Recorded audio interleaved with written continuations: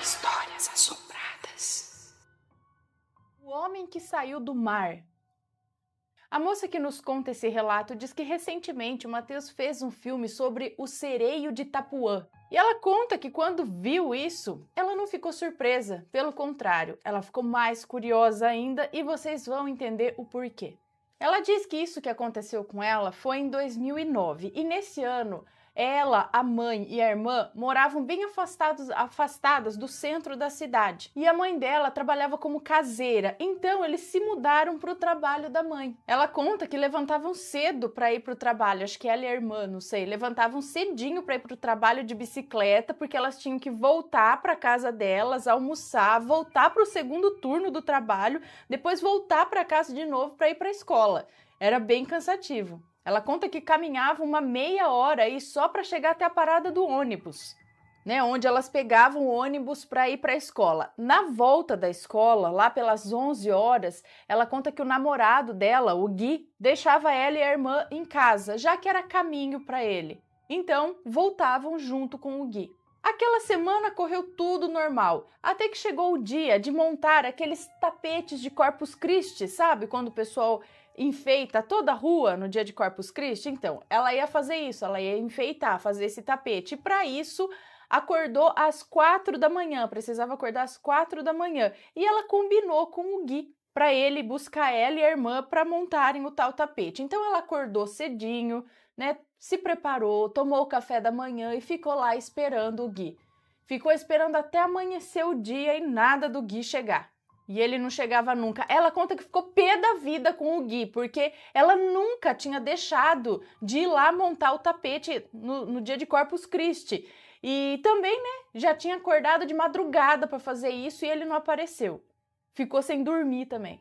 Mas daí ela pensou, bom, como é feriado, se ele não apareceu agora, com certeza ele vai aparecer mais tarde.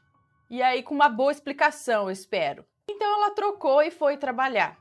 Ela conta que na época ela trabalhava como auxiliar num consultório odontológico e, apesar de ser feriado, alguns lugares fechavam, outros não. No caso dela, ia trabalhar meio período. Trabalhou, voltou para casa, organizou umas coisas, tomou banho, se trocou e ficou de bobeira na sala. Ela sabia que o Gui ia aparecer, né? Mais cedo ou mais tarde ele ia aparecer. A mãe dela, ela conta que a mãe já tinha ido dormir. A irmã dela estava no quarto dela lendo um livro e ela lá de bobeira na sala. Deu 9 horas da noite, deu 10 horas da noite, deu 11 horas da noite. Meia-noite, todo mundo já estava dormindo e ela lá, esperando e já estava desistindo, quando ouviu uma batida na porta. Pá, pá, pá, pá. E diz que é agora que a coisa começa a ficar esquisita. Geralmente, ela pergunta quem é que tá batendo, já que elas moram na casa de trás e o pátio na frente da casa é fechado, tinha um portão automático e ela achou que pudesse ser o dono que morava na casa da frente. Então, ela abriu o portão sem perguntar quem era. E era o Gui. E ela conta que ele estava ali já parado na frente dela. Pelo que eu entendi, então, ela escutou bater no portão, é isso? E aí ela não perguntou quem é. Mas a hora que ela abriu a porta da casa dele, ele estava na porta da casa. Então ela ficou surpresa e ainda pensou, né, em perguntar para ele como foi que você entrou, né? Acredito que ele estava ali na porta. Só que antes dela perguntar, ele já foi logo dizendo, vamos dar uma volta? E ela disse que como é muito tansa, ela aceitou. Pensou, tá todo mundo dormindo já mesmo? Minha mãe e minha irmã estão dormindo, eu nem vou avisar. Vamos dar uma volta. Ela diz aqui que não se lembra como ela chegou até esse lugar onde ele a levou. Era beira de praia e tinha 3 morros.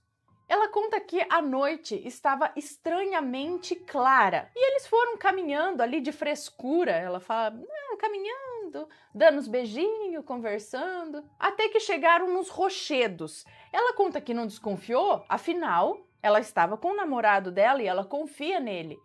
Então ela se distraiu numa fração de segundos e quando ela voltou a olhar para o lado, cadê o Gui? O Gui não estava mais lá. Quem estava ali do lado dela era um homem de terno preto no lugar onde deveria estar o Gui. E rapidamente ele já pegou no braço dela e forçou o ombro dela para baixo e fez com que ela se ajoelhasse no chão. E quando ela notou, já tinha outro homem igual a ele, do outro lado, do mesmo jeito, forçando ela para baixo para segurar ela no chão, para ela não levantar, sabe? Para ela não fugir. Ela conta que estava apavorada, ela não sabia o que estava acontecendo. Foi quando saiu de dentro do mar, um senhor vestido com um terno escuro, cabelos grisalhos ou muito loiros, ela não sabe dizer, um cabelo claro, gentilmente penteado todo para trás, com olhos aterrorizantes e enormes e todo preto. O olho inteiro era preto e grande. Sabe, ele não tinha a parte branca dos olhos, era tudo preto. E aí ela pensou, agora ferrou. Maldita hora que eu decidi sair de casa. Tô ferrada. Então esse senhor fez um sinal com a cabeça e aqueles dois homens que estavam segurando ela soltaram a moça. E aí o senhor deu uma pasta para ela e dentro dessa pasta tinha uns papéis. Então ele olhou para ela e mandou que ela lesse aqueles papéis, só que ele não falou. Meio que ele falou telepaticamente, ele falou na mente dela para ela ler aquilo. Era uma pasta preta. Então, a hora que ele mandou ela ler, ela disse que meio que entrou em transe e automaticamente ela pegou os papéis e começou a ler. E detalhe que era uma outra língua. Ela diz aqui que não sabia que ela conseguia ler em outra língua, porque, assim, ela não sabe nem inglês, nem espanhol fluente. Ela tem uma noção, assim, básica do inglês e do espanhol, e aquilo que estava escrito ali não era inglês, não era espanhol, não era francês, não era alemão, não era mandarim, não era nenhuma língua que ela conhecia, que ela tinha escutado, pelo menos, não era nada desse tipo. E ela conta aqui que passou um tempinho, ela foi voltando, tipo acordando desse transe, conforme ela ia escutando a voz do anjo dela. Bom, ela já deve conhecer o anjo dela, já deve ser assim meio que, né, ela já deve saber bem da existência dele ali, porque parece, pelo que ela diz aqui, que é meio conhecido. Então ela escutou a voz do anjo dela falando com ela e ela começou a voltar desse transe. E o anjo pedia para ela não terminar de ler isso. E aí ela saiu do transe, olhou para o papel e notou que tinha 2 colunas com vários dígitos, vários números. E ela já estava no último, e eram 6 dígitos, esses últimos, com o final 6647. E aí ela olhou para o ser e disse não. Nesse momento, aquele senhor se aproximou dela e com força, com raiva, deu um tapa, esbofeteou o rosto dela do lado esquerdo, do lado esquerdo, pra você. Aqui, ó, pá. Deu um tapa nela, do lado esquerdo do rosto. Do lado... Meu Deus, eu não sei mais o que é direito, o que é esquerda. Essa câmera tá me fazendo ficar louca. É direita aqui, foi do lado esquerdo aqui. E aquele senhor ordenou a ela que ela lesse tudo de novo e ela retrucou dizendo que não leria. Foi quando esse povo soltou ela, esses homens, a soltaram e voltaram para dentro do mar. Ela disse que não sabe como voltou para casa, como chegou em casa. Ela simplesmente acordou na cama dela, lembrando dessa noite anterior. Só que ela levou um susto quando notou que os pés dela estavam sujos de areia. Ela não queria acreditar que aquilo tinha sido verdade. Para ela tinha sido um pesadelo, alguma coisa assim, mas e os pés sujos de areia? Então, rapidamente ela se levantou, foi até o banheiro e quando olhou no espelho, lá estava o corte marcado no rosto dela, do lado esquerdo do rosto, no mesmo lugar que ela tinha levado o tapa. Era como um arranhão, ela conta. Ela disse que nesse momento o coração dela praticamente parou. Correu para o quarto da irmã dela, que ficou aflita quando ela contou tudo que aconteceu. E a irmã dela falou, mana do céu, 66 é o número da besta, acho melhor você ir na igreja, procurar um padre, contar isso. Ela confessa que não achou má ideia, não pediu uma ajuda assim para o padre, mas por outro lado o padre não ia acreditar na história dela.